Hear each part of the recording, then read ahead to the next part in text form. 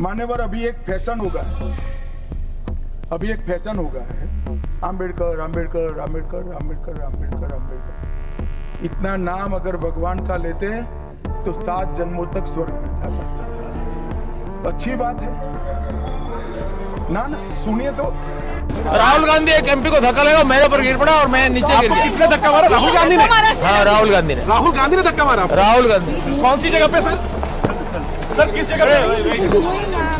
Sir किस जगह पे? किस जगह पे? सीढ़ी के ऊपर में मैं खड़ा हुआ था और राहुल गांधी ने आकर के एक एमपी को धक्का लगाया, वो मेरे ऊपर गिर पड़ा और मैं। कहाँ चोट लगी सर आपको? कहाँ चोट लगी सर? एक बार दिखा दीजिए। ये तो बहुत खून में। Yeah, you want to see blood, no? See, they want to see.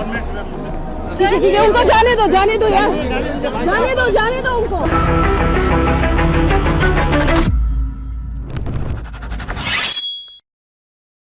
வணக்கம். Doctor B.R. அம்பேத்கர் இந்த நாட்டுக்காக செய்தது என்ன? Doctor B.R. அம்பேத்கர் இல்லை என்றால் இந்த நாட்டில் கான்ஸ்டியூஷன் எழுதப்பட்டிருக்காதா? Doctor B.R. அம்பேத்கர் இல்லை என்றால் இந்த நாட்டில் இருக்கக்கூடிய SC, ST, OBC அவர்களுக்கு கிடைக்கக்கூடிய அப்லிஃப்ட்மெண்ட், அவர்களுக்கு கிடைக்கக்கூடிய ரிசர்வேஷன் என்னவாக இருந்திருக்கும்? இது போன்ற பல்வேறு கேள்விகள் இருக்கிறது. ஆனால் டாக்டர் B.R. அம்பேத்கரை படித்த நபர்கள், டாக்டர் B.R. அம்பேத்கர் வழியில் செல்லக்கூடிய நபர்கள் வெறும் வாய் வார்த்தைக்காக, ஃபேஷனாக அவருடைய பெயர்களை பயன்படுத்தி வருகிறார்களா? அல்ல உண்மையிலேயே இந்த நாட்டுக்கக்கூடிய தாழ்த்தப்பட்ட சமுதாயம், இந்த நாட்டுக்கக்கூடிய ஒதுக்கப்பட்ட சமுதாயம் அவர்களுக்கு கிடைக்கக்கூடிய அதிகாரம், உரிமைகளை பறித்து வந்தார்களா? இன்றைக்கும் அது பறிக்கப்படுகிறதா? இந்த நாட்டில் ஒரு கான்ஸ்டியூஷன் இருக்கிறது, இந்த நாட்டில் சட்ட புஸ்தகங்கள் இருக்கிறது, இந்த நாட்டில் பார்லிமெண்ட் இருக்கிறது, சுப்ரீம் கோர்ட் இருக்கிறது, இந்த நாட்டில் போலீஸும் இருக்கிறது, இந்த நாட்டில் கவர்மெண்ட் இருக்கிறது, இந்த நாட்டில் ஒரு சிஸ்டம் இருக்கிறது. ஆனால் யாருக்காக சிஸ்டம்? இந்த சிஸ்டம் யாருக்காக வேலை பார்க்கிறது? இந்த சிஸ்டம் யாரால் அமைக்கப்பட்டது? இதை நீங்கள் புரிந்து கொள்ள வேண்டும். ஹோம் மினிஸ்டர் அமித்ஷா ஒரு ஸ்டேட்மெண்ட்டை கொடுக்கிறார். அம்பேத்கர் அம்பேத்கர் அம்பேத்கர் என்று கூறக்கூடிய நபர்கள் அம்பேத்கர் என்கிற வார்த்தையை ஃபேஷனாக மாற்றிவிட்டார்கள். அந்த வார்த்தைக்கு பதிலாக கடவுளுடைய பெயரை நீங்கள் எடுத்திருந்தால் உங்களுக்கு ஸ்வர்க்கம் கிடைத்திருக்கும். எந்த ஸ்வர்க்கத்தை பற்றி அமித்ஷா அவர்கள் பேசினார் என்று எனக்கு தெரியவில்லை. உங்களுடைய குழந்தைகளுக்காக, உங்களுடைய சமுதாயத்திற்காக, தன்னுடைய வாழ்க்கையை அப்லிஃப்ட் செய்வதற்காக நீங்கள் வீட்டை கட்டுகிறீர்கள், பொருட்களை வாங்குகிறீர்கள், இரவு பகலாக உழைக்கிறீர்கள், உங்கள் கையிலும் வருமானம் வர வேண்டும் என்கிற அந்த வேலையை பார்க்கிறீர்கள். சமுதாயத்தில் இதே பூமியில் இதே ஜன்மத்தில் உங்களுக்கு அந்த ஸ்வர்க்கம் கிடைக்க வேண்டும் என்று. ஆனால் அதை பறிக்கக்கூடிய கூட்டமும் இருக்கிறது. அமித்ஷாவை பற்றி ஒட்டுமொத்த இந்தியாவில் எந்த அளவில் எதிர்ப்பு கிளம்பி இருக்கிறதோ, அரசியல் கட்சிகள் எந்த அளவில் அமித்ஷாவை பற்றி போராட்டங்களை நடத்தி வருகிறார்களோ அவர்களை பார்த்து ஒரு சில கேள்விகள் இருக்கிறது. அமித்ஷாவிடமும் இருக்கிறது. இந்த நாட்டை ரூல் செய்யக்கூடிய பிஜேபி மீதும் இருக்கிறது, காங்கிரஸ் மீதும் இருக்கிறது. RSS உடைய கொள்கை, காங்கிரஸுடைய கொள்கை, அனைத்து அரசியல் கட்சிகளுமே இன்னைக்கு இந்த விஷயத்தை புரிந்து கொள்ள வேண்டும். கடந்த 25 ஆண்டுகளில் எந்த ரிசர்வேஷனை SC, ST, OBCக்கு கொடுத்தார்களோ, எந்த அப்லிஃப்ட்மெண்ட்டுக்கான கனவை நேரு, காந்தி, அம்பேத்கர் போன்ற, பெரியார் போன்ற பல தலைவர்கள் காண்டார்களோ அது சாத்தியமானதா? 75 ஆண்டுகளுக்கு பின்பு இன்னைக்கு எங்கே நிற்கிறார்கள்? SC, ST, OBCயில் இருக்கக்கூடிய நபர்கள். எத்தனை IAS ஆஃபீஸர், எத்தனை டாக்டர்ஸ், எத்தனை டீச்சர்ஸ், எத்தனை இன்ஜினியர்ஸ்? இதை பற்றி நீங்கள் பேச வேண்டுமா? அல்ல இன்னைக்கும் நீங்கள் தன்னுடைய அரசியல் லாபத்திற்காக டாக்டர் B.R. அம்பேத்கருடைய பெயரை மட்டும் பயன்படுத்தி வருகிறீர்களா? Let's get into the show and I want you to understand, for the last 75 years have we really uplifted our system, uplifted the scheduled caste, scheduled tribe, other backward caste? Doctor B.R. அம்பேத்கரை பற்றி இன்றைக்கி கொந்தளிக்கக்கூடிய நபர்கள் அவர்களும் கொஞ்சம் புரிந்து கொள்ளுங்கள். இந்த சமுதாயத்திற்காக நீங்கள் என்ன செய்தீர்கள் என்று. முதலில் அமித்ஷா என்ன பேசினார் அதை கேளுங்கள். இதற்கு பின்பு இன்னொரு ஜோக்கரும் இருக்கிறார், பேர் பிரதாப் சந்திர சாரங்கி. அவரை பற்றி troll, memes, mainstream media, YouTube media நேற்றிலிருந்து வைரலாக, சென்சேஷனாக காட்டி வருகிறார்கள். எதை பற்றி பேச வேண்டுமோ, எதை பற்றி காட்ட வேண்டுமோ அதை பற்றி நாம் எதுவுமே சிந்திப்பதல்ல. ஆனால் நம்மளுடைய கவலை எப்படி 11 மணிக்கு அடிபட்ட பிரதாபுடைய கட்டு இவ்வளோ இருந்தது, 2 மணிக்கு பெரிதானது, 6 மணிக்கு இன்னும் பெரிதானது. அவர் போய் பேசி வருகிறார், அவருடைய கட்டை அவுத்து பாருங்கள், அவருக்கு எதுவுமே நடக்கவில்லை. பிரதாபிடம் மைக்கை பிடிச்சி கேட்கக்கூடிய பத்திரிகையாளர்கள், சார் எப்படி உங்களுக்கு அடிபட்டது? எனக்கு முன்பு இருந்த ஒரு எம்பி, அவரை ராகுல் காந்தி தள்ளினார், அவர் என் மீது வந்து விழுந்தார், நான் கீழே விழுந்தேன், எனக்கு அடிபட்டு போச்சு. பத்திரிகையாளர்கள், ராகுல் காந்தி உங்களை தள்ளினாரா? எப்படி தள்ளினார்? This is what our system, this is what the media is doing. Amit Shah என்ன பேசினார் முதலில் அதை பாருங்கள். அதை தொடர்ந்து பிரதாப் சாரங்கி அவருடைய வீடியோவும் கொஞ்சம் பாருங்கள். मान्यवर, अभी एक फैशन हो गया है, अभी एक फैशन हो गया है, आम्बेडकर आम्बेडकर आम्बेडकर आम्बेडकर आम्बेडकर आम्बेडकर। इतना नाम अगर भगवान का लेते तो 7 जन्मों तक स्वर्ग मिल जाता। अच्छी बात है ना? सुनिए तो, राहुल गांधी एक एमपी को धक्का लगा, मेरे ऊपर गिर पड़ा और मैं नीचे गिर गया। किसने धक्का मारा? राहुल गांधी ने? हाँ, राहुल गांधी ने। राहुल गांधी ने धक्का मारा? राहुल गांधी। कौन सी जगह पे सर? सर किस जगह पे? सर किस जगह पे? किस जगह पे? सीढ़ी के ऊपर में Excuse me. मैं खड़ा हुआ था Hand on his injury. और राहुल गांधी ने आकर के एक एमपी को धक्का लगाया, वो मेरे ऊपर गिर पड़ा और मैं। कहाँ चोट लगी सर आपको? कहाँ चोट लगी सर? एक बार दिखा दीजिए। ओह, ये तो बहुत खून में। No, you want to see blood, no? See, they want to see. Sir, उनको जाने दो यार, जाने दो उनको. இப்போ இந்த 2 பேரோட வீடியோவை நீங்கள் பார்த்து விட்டீர்கள். ஆனால் இன்றைக்கி கேள்வி அது கிடையாது. 92% எஸ்சி எஸ்டி இந்த 2 வர்க்கத்திலிருந்து வரக்கூடிய நபர்கள் மட்டும்தான் உங்களுடைய சீவேஜை சுத்தம் செய்து வருகிறார்கள். இந்த 2 வர்க்கத்தை சார்ந்த நபர்கள் மட்டும்தான் முனிசிபாலிட்டியில் வேலை பார்க்கிறார்கள். உங்கள் வீட்டிலிருந்து குப்பையை அள்ளக்கூடிய வேலையை பார்க்கிறார்கள். எத்தனை பிராமணர்கள் சீவேஜை கிளீன் செய்கிறார்கள்? எத்தனை அப்பர் காஸ்ட் நபர்கள் உங்கள் வீட்டிலிருந்து கதவை தட்டி குப்பையை வாங்கி செல்கிறார்கள்? Is that upliftment? 92% இது என்னுடைய டேட்டா கிடையாது, இந்த நாட்டு அரசாங்கம் கொடுத்த டேட்டா.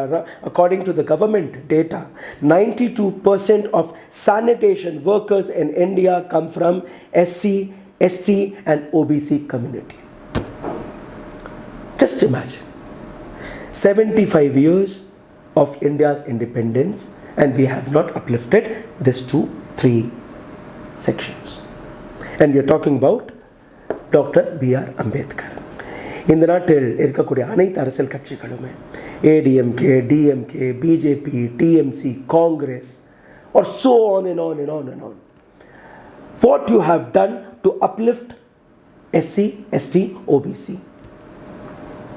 பார்லிமெண்ட்டில் நீங்கள் பேசும்போது நீங்கள் என்ன செய்தீர்கள்? அதை நாம் இன்னைக்கு பார்க்க வேண்டிய அவசியம் இருக்கிறது. என் கையில் ஒரு டேட்டா நான் உங்களுக்காகவே அலசி கொண்டு வந்திருக்கிறேன். எஸ்சி எஸ்டியை சார்ந்த நபர்கள் ஐஏஎஸ் ஐபிஎஸ் ரேங்கில் எத்தனை பேர் இருக்கிறார்கள்? 16% எஸ்சி கம்யூனிட்டியிலிருந்து வரக்கூடிய நபர்கள் ஐஏஎஸ் அண்ட் ஐபிஎஸ். வெறும் 8% பாப்புலேஷன் ஃப்ரம் எஸ்டி, ஜஸ்ட் 8%. ஓபிசியை சார்ந்த நபர்கள் 40 to 45%. According to another data which says ST, SC and OBC all together, 3 வர்க்கத்தையுமே சேர்த்து நீங்கள் பார்த்தீர்கள்னா Indian Administrative Service which is IAS, Indian Police Service which is IPS, 30-35% மட்டும்தான் இந்தியாவில் இருக்கக்கூடிய பாப்புலேஷன், அதிக பாப்புலேஷன் ஓபிசி, எஸ்சி, எஸ்டி. இவர்கள்தான் இந்தியாவின் உண்மையான மக்கள்.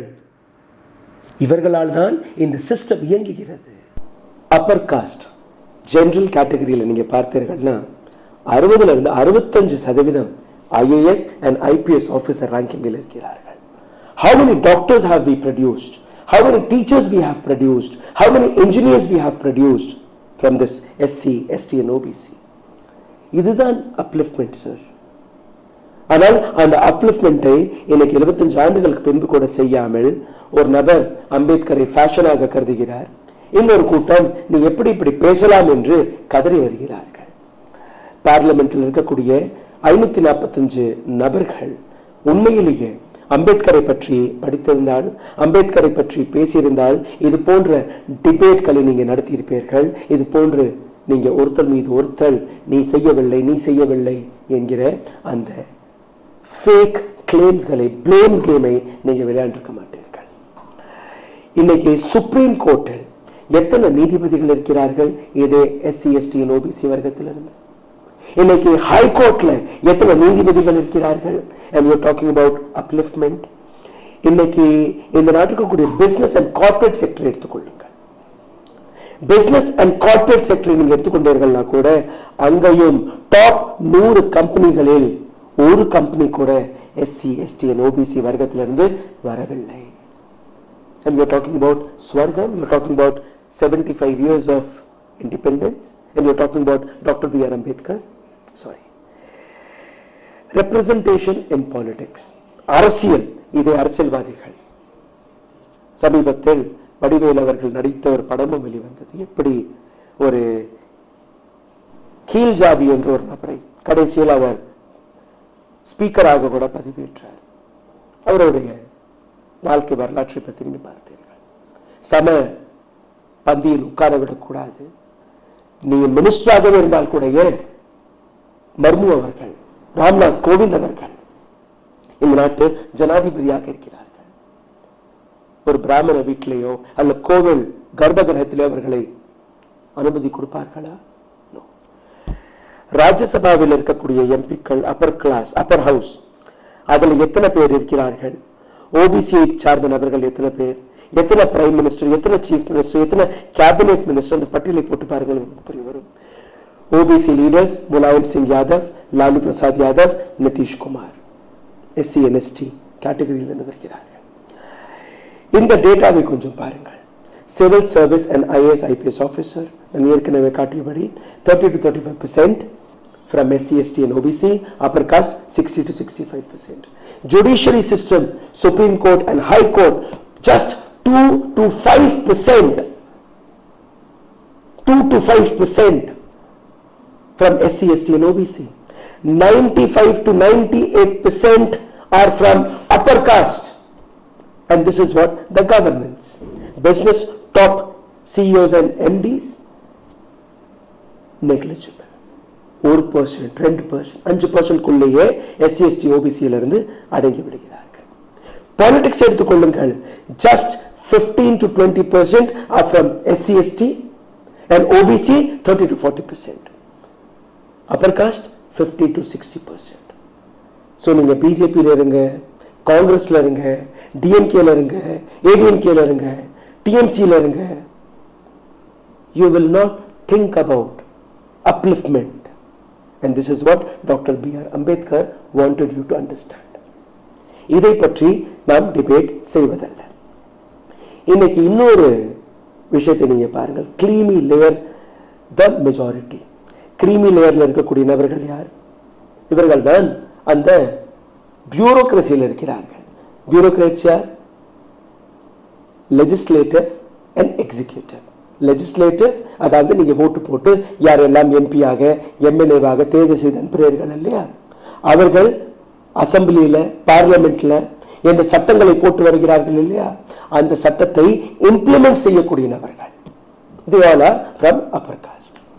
Schools, hospitals, economic opportunities, reform காக டாக்டர் B.R. அம்பேத்கர் காண்ட கனவு அது. கல்வி போய் சேர வேண்டும், சரியாக மருத்துவம் போய் சேர வேண்டும், அவர்கள் கையிலும் அந்த வருமானம் வர வேண்டும் என்கிற அந்த கனவு. What you have done? Have we uplifted? Seriously? No. Schools, colleges, infrastructure, community development எதுவுமே இங்கே நடக்கவில்லை. குவாலிட்டி ஆஃப் எஜுகேஷனை பற்றி இன்னைக்கு நாம் பேசுவதில்லை. இந்த நாட்டில் ஒட்டுமொத்த ஜிடிபியில இருந்து வெறும் 4.3% மட்டும்தான் பட்ஜெட்ல இருந்து ஒதுக்குறார்கள் எஜுகேஷனுக்காக.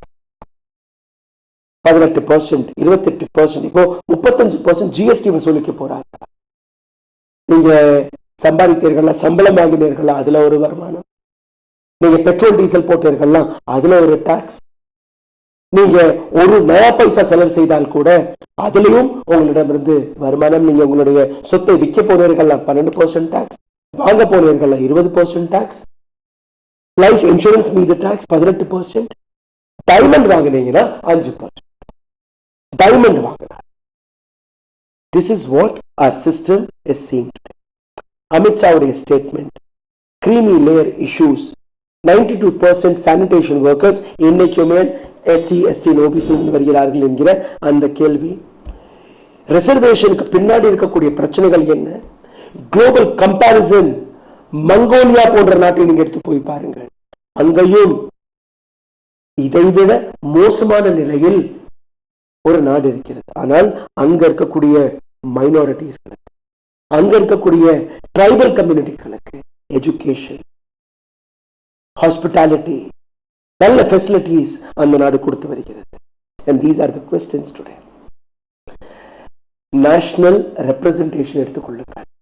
SC, ST இருந்து 24% from Indian population, இந்தியாவுடைய பாப்புலேஷன் இருந்து 24% are only supporting national interest. Just 8% from ST, just 16% from SC community. Medical college டாக்டர்ஸை கொஞ்சம் எடுத்து பாருங்கள். SC, ST இருந்து 10% 15% மட்டும்தான் நாம் டாக்டராக ப்ரொடியூஸ் செய்திருக்கிறோம். IAS, IPS ஆபீசர்களுக்கு அந்த கிரீமி லேயர், அதை வைத்து அவர்களுடைய அந்த ஆப்பர்ச்சுனிட்டியையும் நாம் பறித்து வருகிறோம். இதுதான் இந்த நாட்டு சமுதாயம் அம்பேத்கரை படித்த அல்ல அம்பேத்கரை ஃபாலோ செய்த விதமாக இருக்கிறது. பார்லிமெண்டில் அமித்ஷா பேசியது தவிர அல்ல அந்த பிரச்சனையை எழுப்பக்கூடிய நபர்கள் தவிர. அம்பேத்கர் என்று பேசியது ஃபேஷனுடன் ஒப்பிட்டு பார்த்தது, அது தவறான வார்த்தை என்றால் அப்போ என்னதான் அமித்ஷா அங்கு பேசினார்? அதை முதலில் நீங்க புரிந்து கொள்ள வேண்டும். அமித்ஷா பேசியது தவறா சரியா என்கிற டிபேட்டில் வருவதற்கு முன்பு அமித்ஷா பேசிய ஒரு மிகப்பெரிய பொய்யை நான் உங்களுக்கு முன்பு எடுத்து வைக்கிறேன். அமித்ஷா கூறியது என்னவென்றால், டாக்டர் BR அம்பேத்கர் நேருடைய கேபினெட்ல இருந்து ஆர்டிகல் 370 எதிர்த்து ரெசிக்னேஷனை கொடுத்தார். கிடையாது, அவர் அதற்காக ரெசிக்னேஷனை கொடுக்கவில்லை. ஆர்டிகல் 370 கான்ஸ்டிடியூஷனில் எழுதப்பட்டது. அப்போ அம்பேத்கர் அங்குதான் இருந்தார். ஆனால் அம்பேத்கர் ரெசிக்னேஷன் கொடுத்தது இதே RSS நாளதான், இதே ஹிந்து அமைப்புகளால் தான். பிகாஸ் இவர்கள் தான் ஒரு பில்லுக்கு எதிராக இருந்தார்கள். அந்த பில் என்ன? இந்த பில் 1951 ஆண்டு கொண்டு வரப்பட்டது. இந்துக்களுக்காக, ஹிந்து என்று அழைக்கப்படக்கூடிய அனைத்து நபர்களுமே சமம் என்று ஹிந்து கோட் பில். ஆனால் அதை பாஸ் செய்ய முடியவில்லை. அம்பேத்கர் இதை ஒரே நேரத்தில் நீங்க பாஸ் செய்தால் மட்டும்தான் தாழ்த்தப்பட்ட சமுதாயம், ஒதுக்கப்பட்ட சமுதாயம், tribal community, SC, ST, OBC என்று கூறக்கூடிய இந்த கம்யூனிட்டிகள், இந்த வர்க்கத்தில் இருந்து வரக்கூடிய நபர்களுக்கு அந்த சம உரிமை, சம அதிகாரம் கிடைக்கும் என்று. இப்போ 2 நாட்களுக்கு முன்பு கான்ஸ்டேபிள் சஹாரன்பூர், உத்தரப்பிரதேஷ், வடநாட்டில் நீங்க பார்த்தீர்கள்னா அந்த குதிரையில் ஏறி போவார்கள் மாப்பிள்ளைகள், புது மாப்பிள்ளைகள். அவரை குதிரையில் ஏறக்கூட விடவில்லை அங்க இருக்கக்கூடிய உயர் ஜாதியினர்கள். Are we talking about? We are not talking about. Anyways, Dr. BR Ambedkar untouchability எதிராக illegal, untouchability is a illegal என்கிற ஒரு விஷயத்தை சட்டமாக கொண்டு வர வேண்டும் என்கிற அந்த போராட்டத்தினர் ஒரு ஹிந்து கோட் பில் என்கிற ஒரு பில்லை கொண்டு வந்து இது பாஸ் செய்ய வேண்டும் என்று கூறினார். அன்னைக்கு பிஜேபி எப்படி எதிர்த்ததோ அதே போன்று காங்கிரஸ்குள்ள இருக்கக்கூடிய அப்பர் காஸ்ட் நபர்கள் அவர்களும் இந்த பில்லை எதிர்த்தார். அதனால் அன்னைக்கு அந்த பில் பாஸ் ஆகவில்லை. நெஹ்ரு ரெசிக்னேஷன் ஏன் கொடுக்கவில்லை என்கிற ஒரு கேள்வி இவர்கள் எடுத்து வைக்கிறார். அன்னைக்கு நெஹ்ரு ரெசிக்னேஷனை கொடுத்திருந்தால் அந்த பில் பாஸ் ஆகி இருக்காது. அன்னைக்கு பாஸ் ஆகவில்லை. ஆனால் அதே பில்லை 4ஆக உடைத்து 4 வெவ்வேறு வர்க்கத்தில் வெவ்வேறு பில்லாக பார்லிமெண்டில் இருந்து பாஸ் செய்த நபர் Jawaharlal Nehru. 1951 only clause of marriage and divorce taken up in the parliament. rest to be done after 52. Hindu Code பில்லில் இருந்து மேரேஜ் அண்ட் டைவோர்ஸ் இந்த 2 விஷயங்களை மட்டுமே வைத்து பில்லை பாஸ் செய்ய பார்த்தார்கள். மற்ற அனைத்து விஷயத்தையுமே 1952 ஆண்டுக்கு பின்பு பார்த்துக் கொள்ளலாம் என்று கூறினார். அது டாக்டர் B.R. அம்பேத்கர் பிடிக்கவில்லை. 1952 Hindu Code Bill is split into 4 bills. அதே பில்லை 4ஆக பிரித்தார்கள் 1952. இதற்கு நடுவில் 1951 doctor B.R. Ambedkar on September 1951 he resigned over the bill. ரெசிக்னேஷனை கொடுக்க 55-56 ஜவஹர்லால் நேருடைய தலைமையில் 4 பில் பாஸ் ஆனது. இன்னைக்கும் அந்த பில் என்ன bills? Hindu Marriage Act pass ஆனது, ஹிந்து சக்சஷன் ஆக்ட் அதுவும் பாஸ் ஆனது, Hindu Minority and Guardianship Act இதுவும் பாஸ் ஆனது, Hindu Adoption and Maintenance Act. Hindu Code Bill அதை 4ஆக பிரித்து அந்த 4 பில்லையுமே பாஸ் செய்தது Nehru. And doctor B.R. Ambedkar ஒரு இன்டர்வியூவில் அவர் பேசிய ஒரு ஸ்டேட்மெண்ட் கொடுத்தது. RSS அண்ட் ஜின்னா, முக்கியமாக சாவர்கர் அண்ட் ஜின்னா 2 பேருடைய கொள்கை ஒரே மாதிரியாக இருக்கு. ஒரு நபர் இஸ்லாமிய நாட்டை கேட்டார், இன்னொரு நபர் ஹிந்து நாட்டை. ஆனால் இந்த ஹிந்து இஸ்லாமியர் என்கிற இந்த போராட்டத்தில், இந்த போட்டியில் நான் எடுத்துக்காட்டிய அந்த 92-98% upper caste people are running this country. இன்னைக்கு வரை அவர்களுக்கு சமமான உரிமை, சமமான அதிகாரம் கிடைத்திருக்காது. இன்னைக்கும் கிடைக்கிறது. ஆனால் இதைவிட மிக மோசமான நிலையில் இன்னைக்கும் அவர்கள் இருக்கிறார். This is what Dr. B.R. Ambedkar had done to this country, and this is what should be the topic of debate in the parliament. எஜுகேஷனை பற்றி நாம் பேசுவதில்லை, மெடிக்கல் இன்ஃப்ராஸ்ட்ரக்சரை பற்றி நாம் பேசுவதில்லை, விலைவாசியை பற்றி நாம் பேசுவதில்லை, சுற்றுச்சூழலை பற்றி நாம் பேசுவதில்லை, அப்லிஃப்ட்மெண்டை பற்றி நாம் பேசுவதில்லை. நாம் பேசுவது அனைத்துமே எப்படி இன்னொரு கட்சியை தாழ்த்து பேச முடியும், எப்படி தன்னுடைய எதிர்ப்பை தெரிவிக்க முடியும். ஆனால் இந்த பார்லிமெண்டில் டாக்டர் B.R. அம்பேத்கரை வைத்து அரசியல் செய்யக்கூடிய ஒவ்வொரு அரசியல் கட்சி தலைவரும், ஒவ்வொரு அரசியல் கட்சியும் இன்னைக்கு பதில் கொடுக்கக்கூடிய ஒரே கேள்வி, கடந்த 75 ஆண்டுகளில் எத்தனை IAS, IPS, டீச்சர்ஸ், இன்ஜினியர்ஸ், டாக்டர்ஸ்களை நீங்க உருவாக்கினீர்கள்? 92% சானிடேஷன் ஒர்க்கர்ஸ், அவர்களை மட்டும்தான் நீங்க உருவாக்கி இருக்கிறீர்கள். Thank you so much. நன்றி, வணக்கம். ஊடகம் கார்ப்பரேட் அரசியல்வாதிகளின் கைப்பாவையாக அடிமைகளாக இருந்தது போதும், இனி சாட்டை எடுத்து சுழற்றும் நேரம் வந்துவிட்டது. ஊடகம் பொதுமக்களாகிய உங்களுக்காக, உங்களாலேயே இயக்கப்பட வேண்டும். ஊடக சுதந்திரத்திற்காக உங்களின் பங்களிப்பை இன்றே அளித்திடுங்கள்.